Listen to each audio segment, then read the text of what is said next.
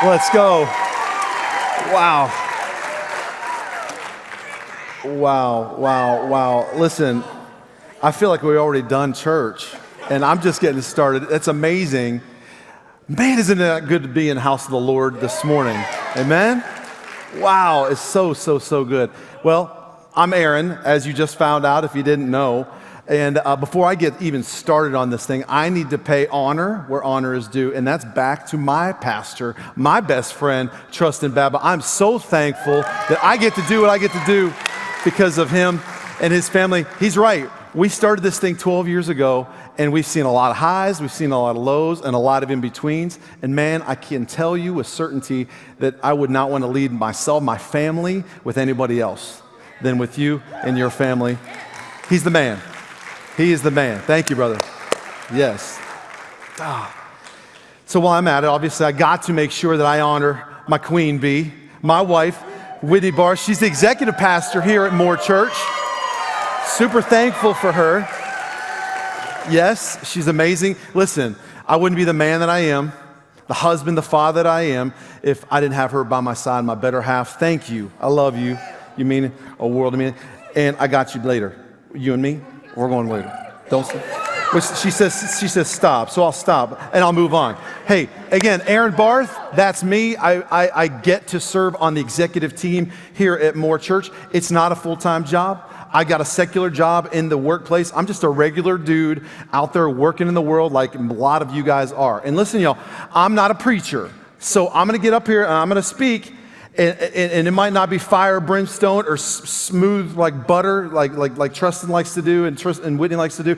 But listen, if it starts sounding like a boardroom, that's my lane that I'm running in, okay? So that's kind of what I do, all right? All right? But yeah, so I serve as the Assistant Aviation Director for the city of Fort Worth. We have 3 airports over there. One airport in particular I manage. There's over 900 acres. We've got tons of things going on there, development, and so on and so forth. We have a lot of fun doing it. I manage a $9.5 million budget on the daily, and that's a lot of fun. And guess what? Sometimes I get to have a say in helping our organization buy helicopters and other really cool stuff. So I had to say that too. Really fun with what I do on my day job. You know, I used to fly airplanes. I was a corporate pilot for a number of years, and whenever I got married and we started having kids, it quickly realized and dawned on me that I thought, wait a minute, this is tough. I'm gone a lot. So I switched gears in my early 30s. We'll talk more about that later. But hey, listen, has this not been a great series over the last month? Man, so good. I don't know about you, but it has affected me, and especially financially in my giving, and it's been amazing. And so, yeah, Pastor Trustin wanted me to come in and say a few words to wrap up this series. Basically, he asked me if I could land the plane. I said, I am your Huckleberry. I will land this airplane. I know how to do it. I'm going to do it. So here we go, about to land this airplane. And so here it is. Hey, listen, in week one, if you can remember back, in week 1, Pastor challenged us and told us to ask ourselves, what are you doing with what you've already got? What are you doing with it?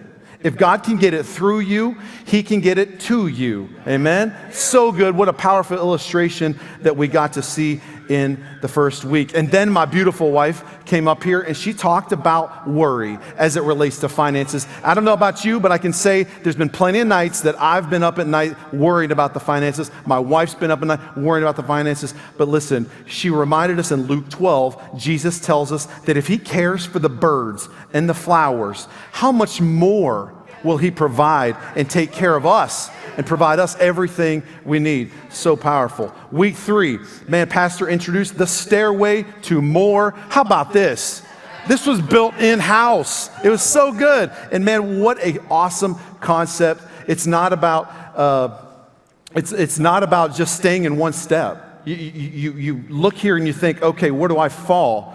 But it's a challenge to figure out how to take that next step in generosity and in tithing. It was so good. Week 4 last week, I don't know about y'all, but I started getting hungry in that message. I got hungry because, man, there was pizza all over the place. I started smelling it. I'm like, come on, man, we got to go eat after this thing. But listen, what a cool concept. He said the phrase I've been chewing on all week. It's not about the portion, but it's about the proportion. Amen? Oh, it's so good. And then at the end, what a bow tie on it. A lot of you guys got up and took that step of faith and brought in your pledge cards. It was a really incredible moment to see everybody take that step. Man, such a good series, such a good series. You know, what I love about our church, More Church, is that every week we are learning not just the promises of God, but we're putting them into practice in our own lives. It's really, really good. We are learning together. None of us are perfect superheroes for Jesus. All we're doing is just trying to do life together, do the best we can. I'm just a dude, and I understand that I've learned to trust God in a lot of things, in my health and in my job, and in my finances, but in my family, my wife, my kids, trying to make sure that I'm taking the steps that I should be taking. But you know, at a certain point I had to ask myself, why though do I think that I know best with my finances? With my finances in particular. You know, I'm up here and I'm laying it all down. I'm like, God, help me in this situation. Bring healing, bring breakthrough in our jobs and in our family, all these things. But then I somehow was thinking, I know best when it comes to do with my finances, so I won't ask God for help there. That's not the way it should be. It's not the way it should be. You know, I grew up in Ohio. We lived in rural Ohio, and it was farmland everywhere. Farmland everywhere. My dad worked at General Motors. My mom worked in town for a local car company, and we were just hard-working people working hard for the money. It was not like the Metroplex, y'all. It wasn't like we're a land of opportunity where you can throw a stone in any direction and it's going to hit somebody who wants to hire you. They're going to bring you in and they're going to give you an interview of 5 minutes maybe, and then yes, you're hired. When can you start? Can you start yesterday? Because I need you right now. It wasn't like that. If you're lucky, you had an in at the local True Value hardware store that was 15 minutes, 20 minutes away, you might get to work inside. I got to do that for a short time. But more often than not, it was manual labor. It was me getting up in the mornings at 5 a.m. and going across the street and helping out my neighbor across the street, shoveling gutters behind cattle in a dairy farm. It was me getting up in the morning and all summer long going out and baling hay from basically daylight to day what is that called? I guess you saw sunset. Yeah. So it was all day long, and man, it was crazy. You know, my grandpa would say to me, he lived right on the corner from me, and I'd see him all the time. He would say to me, "Hey, Aaron, save your money. Save your money. You worked hard for it. Save your money." And I got really good at doing that. I really did. I've always known how to work hard and how to save it. But you see, my grandpa didn't just leave a legacy of working hard and saving, but it was a legacy of more. It was a legacy of more. I learned at a young age to give to God what's his and then some. My grandparents lived on this top step. It was up, I mean, they since I can remember, they were up there giving not just their tithe, not just regularly into the house, but in addition to that, they're giving to missionaries around the world. I was asking my dad the other week, I said, "Hey, Dad, how much do you think Grandma and Grandpa gave over the decades and decades of life that they lived in the church and helping out in the church?" And he said, "Oh, I can't even put a number to it." He said, "It has to be tens of thousands, more likely probably closer to hundreds of thousands of dollars over the years that they've given." And I believe it. I believe it. They were selfless. You know, that followed down into my parents. I remember as a little boy going to church with them every Sunday, and it wasn't like it is these days where you know the kids sit over here and the parents sit over there. I sat with my mom and dad every week, and I sat right next to them, and every time the offering plate was getting passed, my mom and dad, like clockwork, had their Bible on mom's lap, and inside the front cover was the offering envelope, and she put her hand on it, my dad put his hand on it, they prayed together for that offering, and then they put it in for their tithe. Every week, it was like clockwork. So good. So I grew up with the practice of giving. I did, of tithing and of trusting in the Lord. Life wasn't perfect, but God definitely was faithful. But I learned that it's not enough to inherit a legacy, but you have to determine to leave one yourself. You have to. You have to. I've learned that I had to choose. I had to make the decision to be steady with my tithe no matter the financial season that I found myself in. I had to. And so when I was young in Ohio, I told you, manual labor. It was no joke. It was me hauling hay and handing pitchforks in the dairy farm.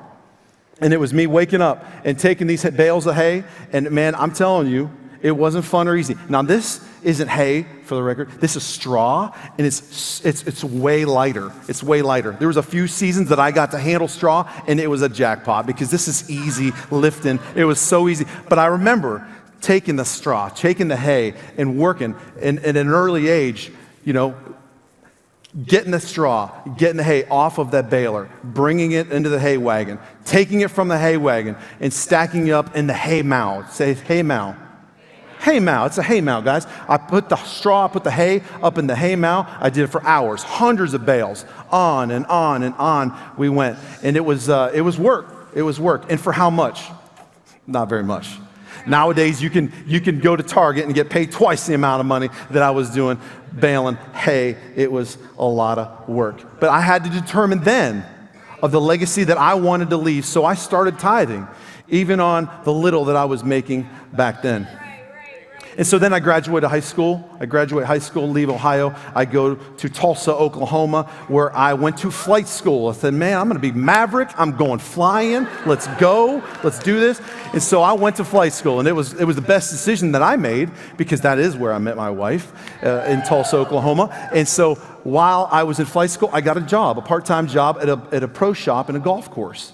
And when I was working there, just part-time, I made the decision to give. I was consistent with my tithing. It's what I grew up doing, right? It's what I learned to do from the beginning.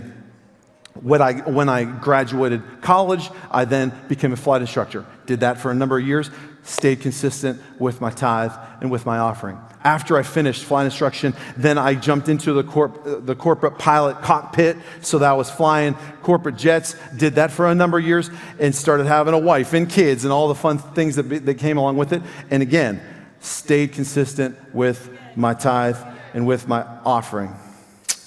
The decision to be faithful to tithe is what made it so that in the hardest season of my life, when I decided to stop flying for a living because I got tired of being away from home, I needed to be not an absent dad, but a present dad. I needed to be home. So I made a decision and I shifted the direction that I was going in.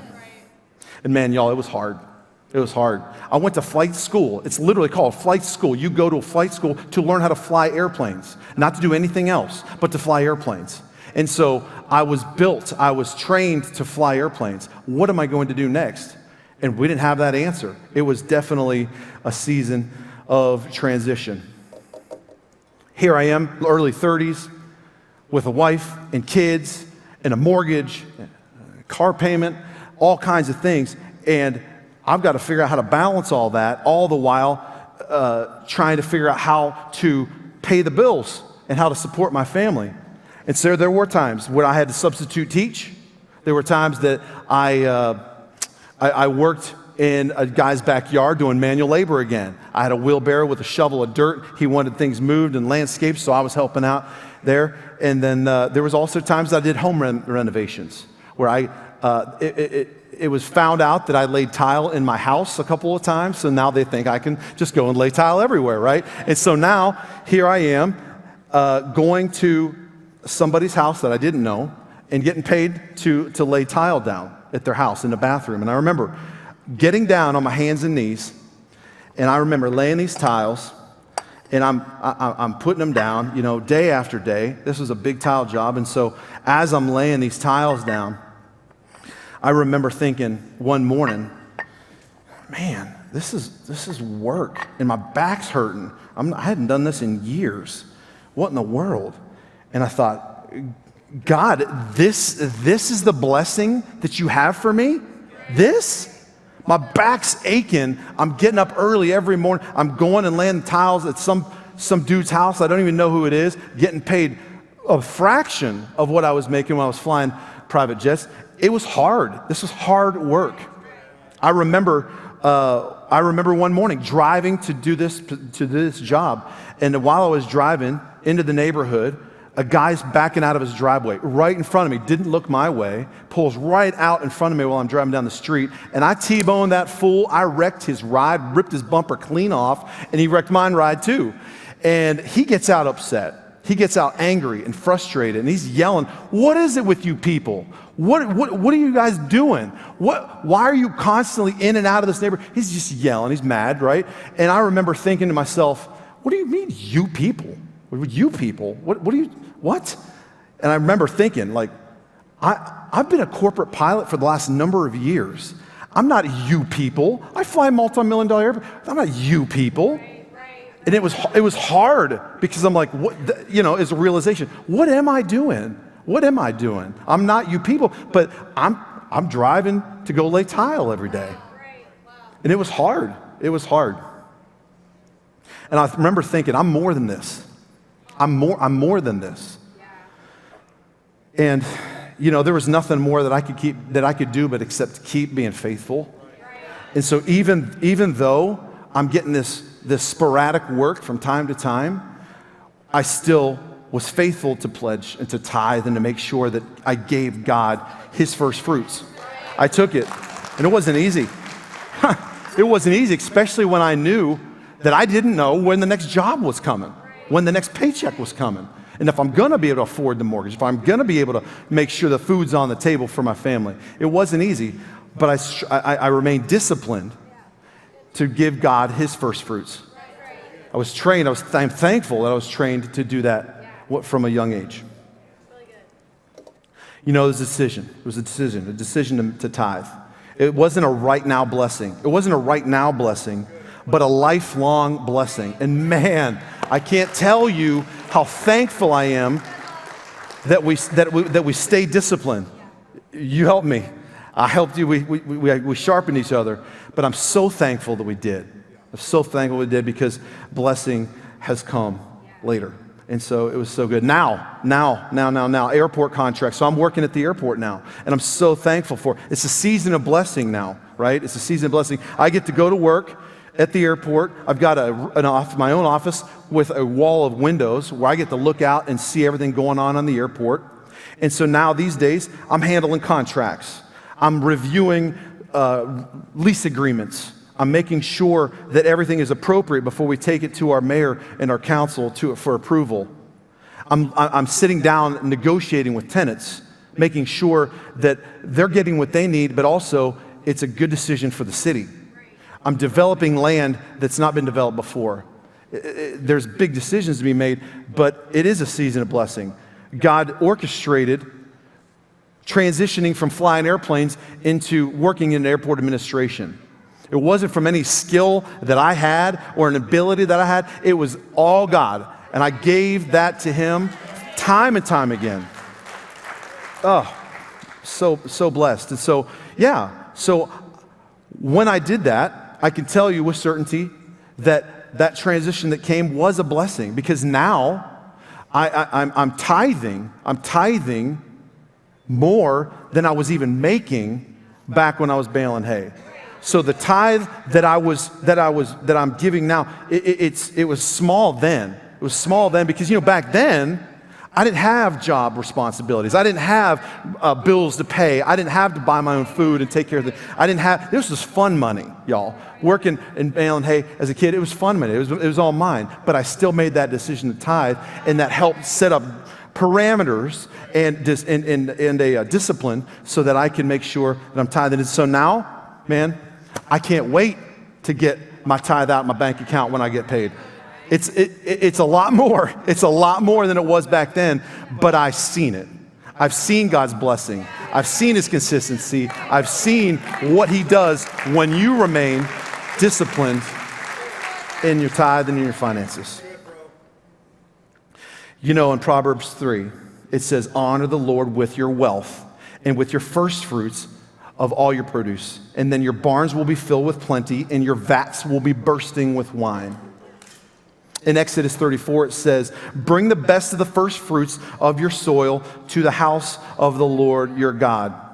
I remember reading that when I was your age, when I was a kid, and I'm looking at it, I'm like, what? These scriptures, these are for old people. These are for people that like are adults that are making good money, that are able to pay and to provide these things that they talk about. Wealth. I don't have wealth. You think there's any wealth happening when I was baling hay? There's no wealth involved. The barns be bursting in the wine vats. What? Why? I ain't got no wine vats. And so I'm thinking to myself, this is for old people. But my tithe is more than I made here. It is. It was fun money. And listen, what I learned when I saw these scriptures when I was younger, I started finally putting it together and thinking, oh, if we're faithful to tithe even in the little, God will bless it when we're making more. It says in Luke 16, it says it. If you are faithful in the little things, you will be faithful in the large ones. And it's so true. It's so true, and it's so applicable in my life. In Malachi 3, it says, the Lord says, test me in this and see if I will not throw open the floodgates of heaven and pour out so much blessing that you will not have enough room to contain it. You know, in my life, lots of seasons were hard. They were hard, and they weren't always easy. And it did not feel like a floodgate at all. And lots of seasons. It felt like barely a trickle, let alone a floodgate. But God always brought steadiness in our finances. Always brought it. If we're steady in our tithe, God will steady our ship. It's what He does. It's what He does, y'all. If you're steady in your tithe, He will steady your ship. I'm living proof of it. If we're not saving and tithing, then we're not living within our means. We're not. If we're not saving and tithing, if we don't have that ability, then we're not living within our means. I know it might sound like I've got it right and I've figured it out, but that was not easy for me because money was made the hard way. It was made the hard way. And my grandpa, I can always remember him in my ear. Hey, save your money, and hold on to it, you know. Whitney, come on up here.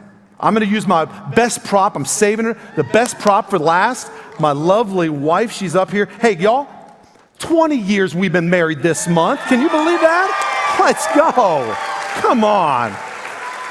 I wanted to honor you and say that earlier, but I was like, no, I'm going to wait until you come up here because I'm blessed. I'm blessed. And you know, I haven't said this yet, but you know, a big reason why I'm blessed is because I was fortunate to get to marry a spouse who's more generous than I am. I'm not kidding, guys. She's generous. And I'm super blessed. But I can tell you the reason why I brought her up here is because we need to make sure, the married folks in the room and the folks that are going to be married someday, we need to make sure that you are on the same step as your spouse. Amen?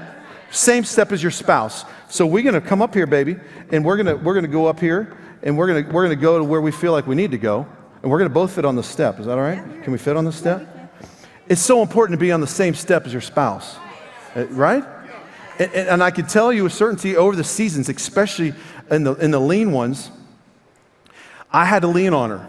I had to lean on her because of how generous she is.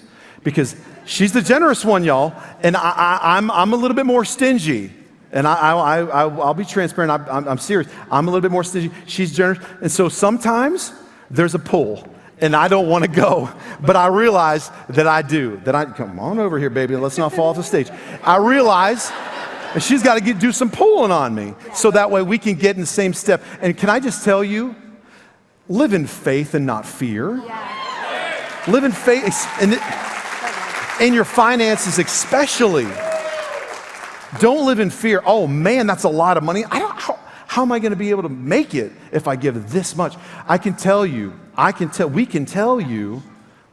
in our lives, if we lean towards generosity, God is going to provide the rest. He's going to take care of us, right? Okay, come on down here. Let's not break our legs. We're old now. So let's come on down and not hurt ourselves. My best prop. Thank you so much, baby. I appreciate it. Love that girl. So good. Hey, goals and family vision, they have to be made mutually. I think we've learned that. But where is God in that? Where's God in that? You're setting goals and your family vision together. They should be made together. But God has to be involved in it. He has to be involved in it. You got to have your house in order. You got to have your house in order. You got to know where you are financially. You got to know what your limits are, and you got to prioritize them. The prioritization is when I get paid, 10% goes. It's gone. I don't feel it. I don't see it. I don't know. I know how much it is, and I know what it could buy me, but I know what God does with it. So it's gone. It's gone. And it's got to be that way. It has to. It has to. And listen, I know it's hard. Most of the people in this room live in Mansfield, and it's hard because you got to make sure that your house has got all the latest upgrades. You got to make sure that when you're going to work and backing out of your driveway, you got the latest model that you're pulling out in. You got to make sure when you take your kids and send them to school that they're wearing the finest threads, the newest duds, and then when they go to school, man, they are looking sharp and on point. I get it. 12 years ago, Whitney and I, we came alongside our friends Tristan and Rachel to build this house. It was awesome. It was awesome. And I get verklempt when I start looking at these pictures, so I will not turn around and look at them. But listen, at that time, our family decided to be all in. We wanted to be all in with our time and our finances. We had to. And now, 12 years later, from that point, I make twice the amount I did back then. And I was faithful then as I'm faithful now. And since then, God has blessed time and time and time again. And not just financially, but in every other way. In every other way. I look in wonder and awe and see what God did in this house, but also what he did in my house, what he did in our house. And it's remarkable. It's remarkable, especially when you see kids grow into young adults. It's a blessing. It's a blessing. Sowing seed into good soil. You guys are sowing seed into good soil. I can attest to that. We've done it for 12 years, and we've been blessed throughout that. It says, Proverbs 11, there is the one who scatters generously and yet increases all the more. And there is the one who withholds what is justly due, but it results in only want and poverty. Bottom line, the last part of this verse, give freely and become more wealthy. It's pretty plain and simple. Be stingy and lose everything. Thank you so much, baby. I follow your lead when it comes to generosity, and I'm learning. I'm a work in progress, but I'm getting there. With the emergence of church documentaries, we have to be careful. I know people in this room have seen church documentaries recently that makes you raise your eyebrows and wonder, whoa. We watched them ourselves. The four of us actually watched a recent one, and it is eye-opening. But this is good soil. This is good soil. It is. It is. I'm not getting paid to say that. I don't get paid. It's good soil to invest in. While this church has thrived, and I think there's no mistaking that this church has thrived over the 12 years that it's been in existence. And while it's thrived, I can tell you that my pastor, my friend, he lives in the same house that he has for the last 10 years. He drives the same car that he's driven over the last 10 years. Nothing new, same thing. When he goes out on a date with his wife, they have a good time. And when they go, he spends his money to go on a date with his wife. He doesn't have some tithe bucket sitting in the corner of his office where he gets to reach down and dip out of there and go and say, man, I'm going to spend it. I'm going to buy some stuff. He doesn't have that. He doesn't have that. He respects what comes in to this house. He respects it. He respects it. Let me answer a question. There's a question that I've heard, and I know a lot of us have heard, that I want to dispel right now. Y'all, we don't have $15 million in the bank. We don't have it. We've seen a lot of blessing come from the Lord over this last season, just in the last 6 months, 9 months. And it's a huge blessing, but we don't have $15 million. Let me break it down for you. When we sold the Matlock building, we used that money to pay off debt. While we were doing that, we were blessed and able to acquire the North Campus right now. And the North Campus was such a blessing because now our staff have a place to office. Now our youth get to come on Wednesday nights and worship Jesus. They have a place. Now our men's and ministries and women's ministries get to go there and get to meet and get to congregate. It's been a blessing, such a blessing. The swap that we're working with the city on, from our 36 acres to their land, and the utilities and the infrastructure that we're talking about right now, that's a blessing. And all of those things, when you take the land, when you take the campus, when you take the proceeds of what we sold, the $15 million value equals about that amount. It equals everything included, the value of it, but it's not liquid cash. We don't have liquid cash. So I say that because I want you to know we ain't rolling deep. We're not going out and building buildings all over the place and lighting up. We are just getting ourselves poised for the next season of blessing that God's going to give. And hey, we are in a place where their soil is good. So guess what, guys? I have no doubt in my mind that the next season we are going to be blessed. I have no doubt in my mind. We've been doing it the right way. We've been seeing the things go the direction that they're going in. I have no doubt that it's going to go that way. Pastor answers to a board of directors. And I don't know if they're ready, but I'm about to introduce them. I want to see every board of director in the house in Moore Church. I want to see you stand. Stand up. Board of directors, stand up. Come on. Yes. Daniel Ray. Thank you. Thank you for your help. The mathematics behind this man's brain is phenomenal. We're thanking him. Kyle Vincent, thank you. I appreciate your time, your investment in Moore Church. So thankful. D. Lacey, I know he's here this morning. D. Lacey's been a board of director a very long time. His son, Clint Lacey, has been a board of director for quite a while. Kyle Bunch, thank you. Thank you for being a part of our board. And I'm on the board too. So we're blessed to have these guys because let me tell you something. We meet regularly and we talk about things of Moore Church that aren't for public consumption, but it's the leadership of Moore Church needing help, needing to get questions answered, needing insight and experience and understanding. And so thank you guys for what you do as a board of director. It's not something that any of us take lightly. And when you speak, we listen. We don't have it figured out, we know it, but we're thankful for what you guys do. In addition to, thank you guys, you can sit down. Appreciate it. Yes, they're the best. In addition to our board, we also have an independent CPA, a certified public accountant. And the CPA is super important, right? Because they keep tabs on our expenses and they make sure that we're doing things upstanding and correctly. In addition to our CPA, we also have an attorney that's on retainer. And they review contracts. We've been going through a lot of contracts here in the season to ensure that things are legal and that things are beneficial for us.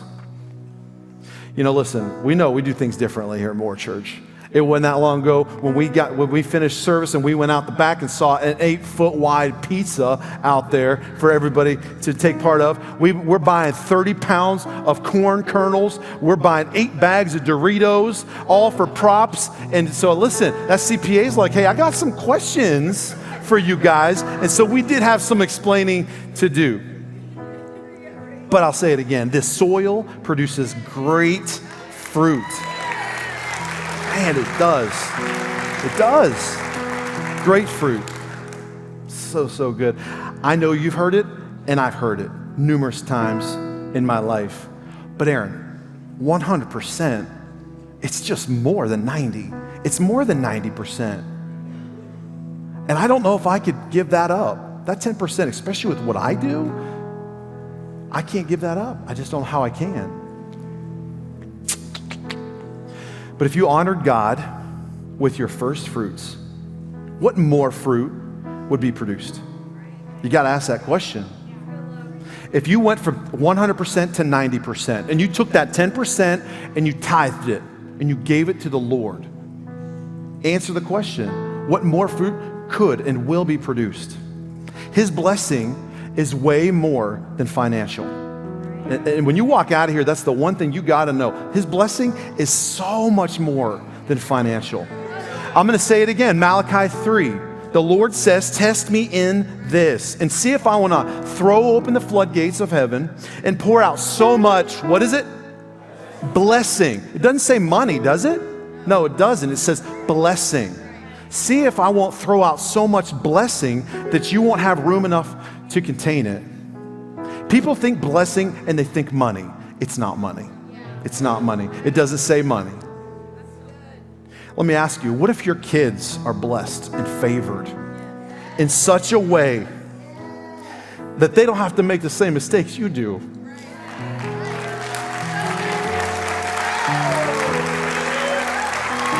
And Lord knows, my parents are sitting on the second row praising Jesus because they saw me make tons of mistakes, tons of them. And I know my grandparents were praying for me when I was a fool as a teenager. I know this, and they were consistent in it, but I'm down here crying this morning, thankful because my daughter's up here singing something that I wasn't even thinking about when I was 17 years old. Blessing, way more than financial. What if your job or your business thrives? What if your physical health improves? What if your emotional health improves? What if your family lineage shifts and goes in a direction of more of God? What if favor comes? What if prosperity comes? What if more blessing comes? What if more lives are changed? What if more lives are changed the way God's changed yours?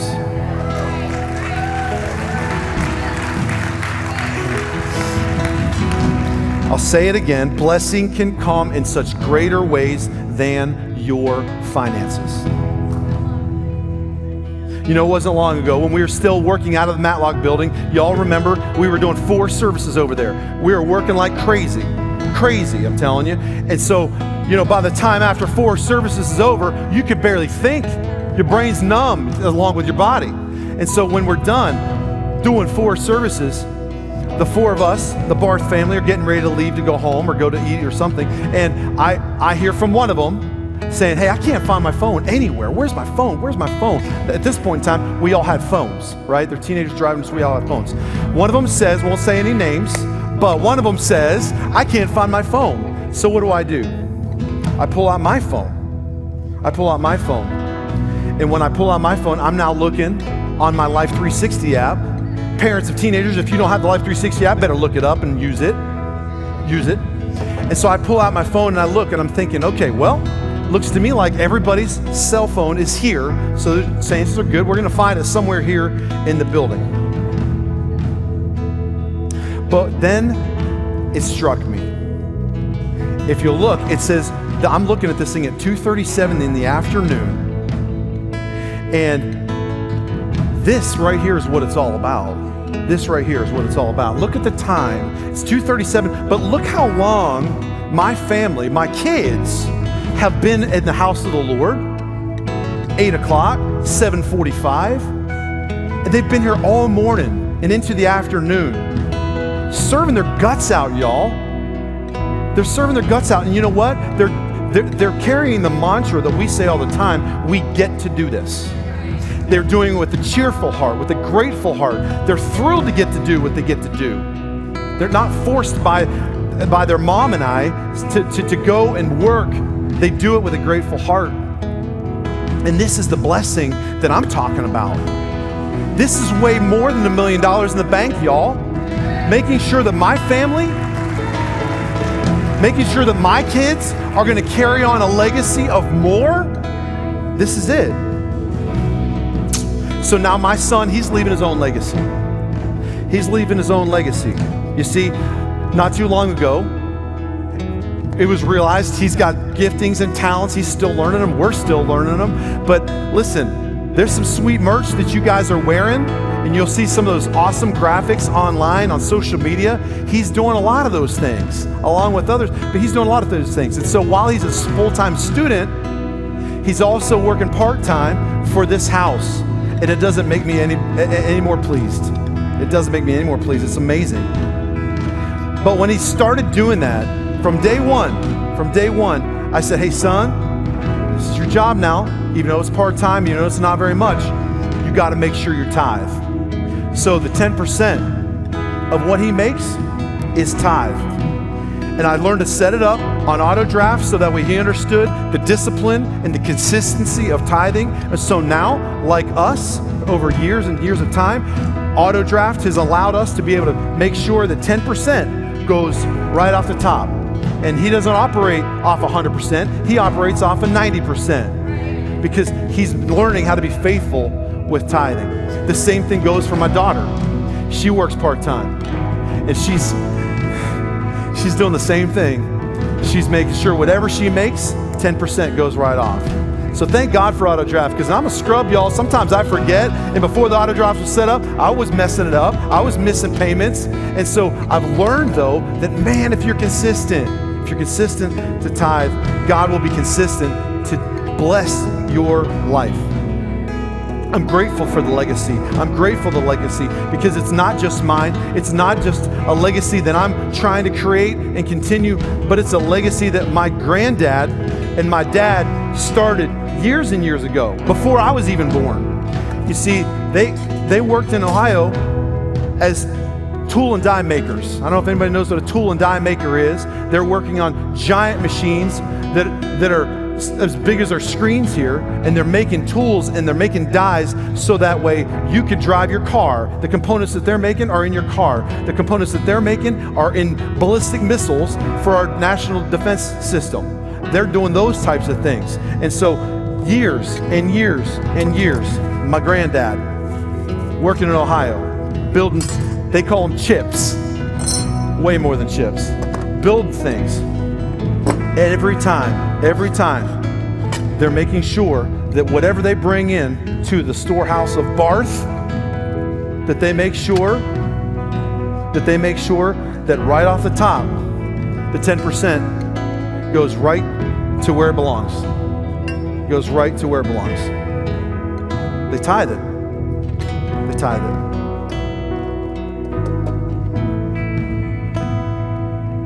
Their first fruits produce great fruit. And that's not a boast. It's not a brag. I'm just saying. I learned from it. My son is learning from it. My daughter is learning from it. Learn from it today. Leave your own legacy. If you don't have a legacy that you started, why not start right now? Start your legacy. Start your legacy. Everybody this morning should have had a card in their seat. They should have had a card in their seat. And some of you filled it out last week and you just submitted it, and we're super thankful, but some of you didn't. Some of you might be still chewing on it and thinking about it and praying on it and wrestling with it. I'm going to give you a minute so you can fill it out. But I want you to look at that card. I want you to look at that card, and right at the top, it says, I believe he will. I believe he will. What do you believe he's going to do? I believe he will what? What? What is it? Maybe it is bring financial breakthrough to your situation. Maybe it is bringing healing that the doctors don't have an answer for. Maybe it is bringing restoration to with your spouse or your kids. Maybe it seems so big and bombastic that you don't even know how that's going to happen, but God. There's 4 lines here. There's 5 lines here. Write it down. Write it down. I believe he will. And in my life, if I'm consistent, I'm generous, I do believe he will. No matter how big the ask is, I believe he will. I believe he will.